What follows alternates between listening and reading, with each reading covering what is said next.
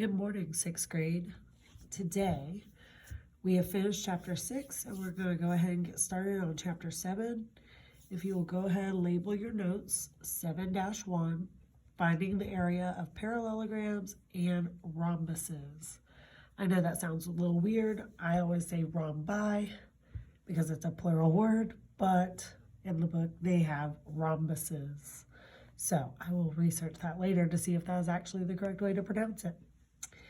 Anyways, as we get started, as you're labeling your notes, there's a formula when you're finding area.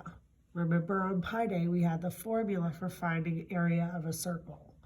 So when you're finding area of a parallelogram or a rhombus, you're going to use the same formula that we would use for a square or a rectangle.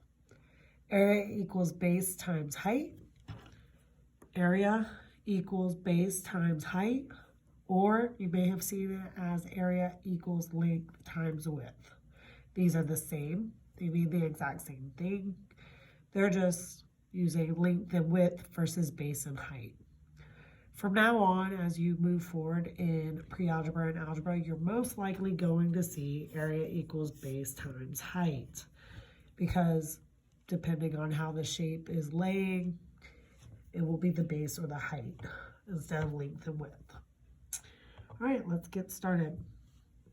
So the reason that we use the same formula for a parallelogram is because a parallelogram looks like this.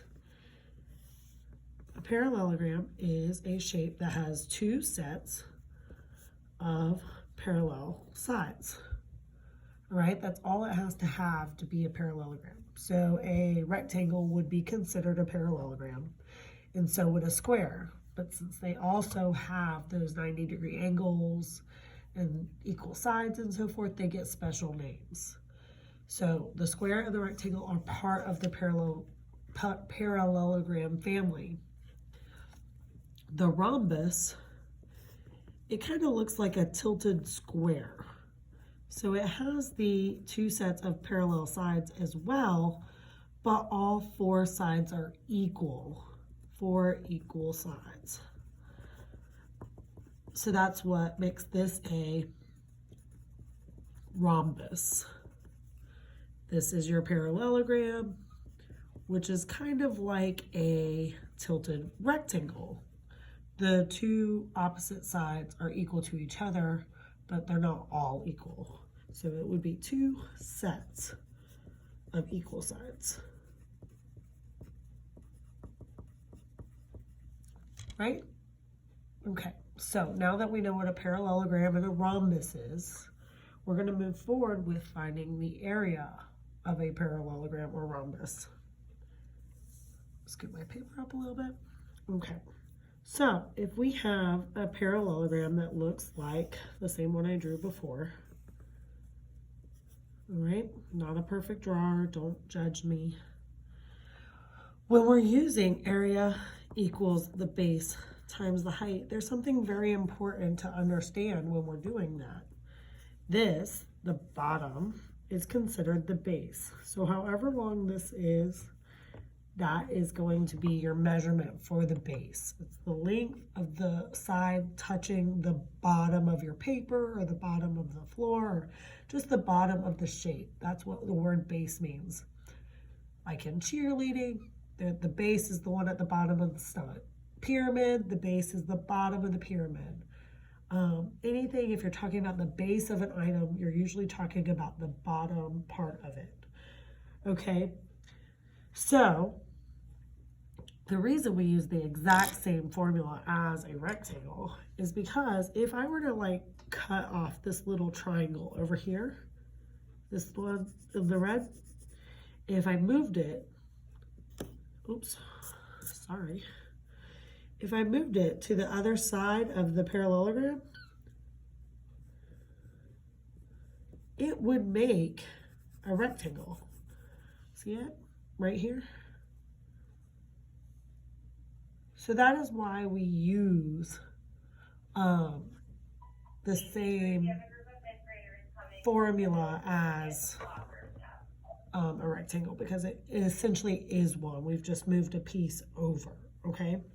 So that's why we use the same formula. Sorry, this crayon is making a mess. So the other thing to know is that these tilted sides right here, it's like having a flagpole that's kind of leaning. So if you measure the flagpole, it's not actually standing all the way up like it's supposed to. All right, if this is my flagpole and that's perfect straight, and then I tilt it, this is where the height of it is right here. If I tilt it a little bit, the height is no longer all the way up to the top. It's right here. So the height actually changes because it's tilted. So when you are using a parallelogram, you're going to be using what's called the actual height. That's right here, from the top of the shape to the bottom of the shape. All right? It's called the actual height. It means actually how tall is that shape, okay? Because this length is going to be a little bit longer because it's tilted. All right, so when you're finding the base and the height, you need to be sure to find the actual height. I know we've talked about this before. So most of the time it's going to be that dashed line down the middle of the shape, and it'll be notated with a right angle at the bottom, showing you that it's perfectly straight up and down from the base. All right, or what we would call perpendicular. So let's use an example. Let's pretend that this shape has 7 centimeters. Oops, that's not an M. 7 centimeters for the base, and then 4.5 centimeters for the height.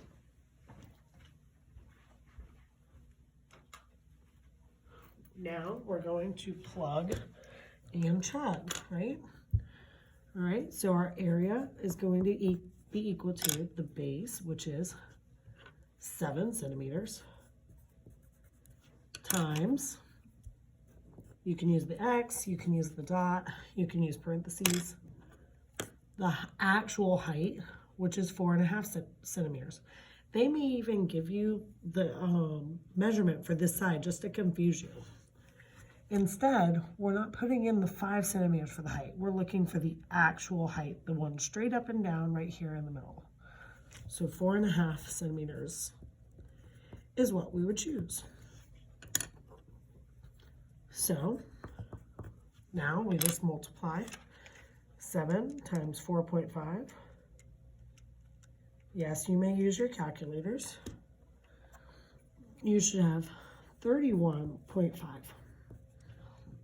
Now, what unit do you think I would use?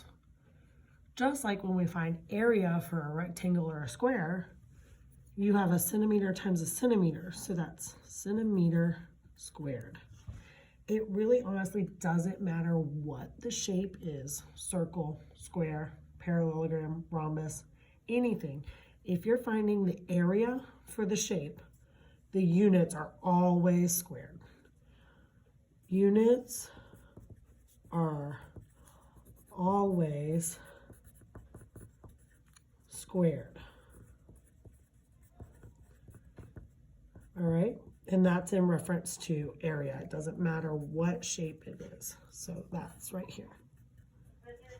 Okay, so that's it. That's all you have to do.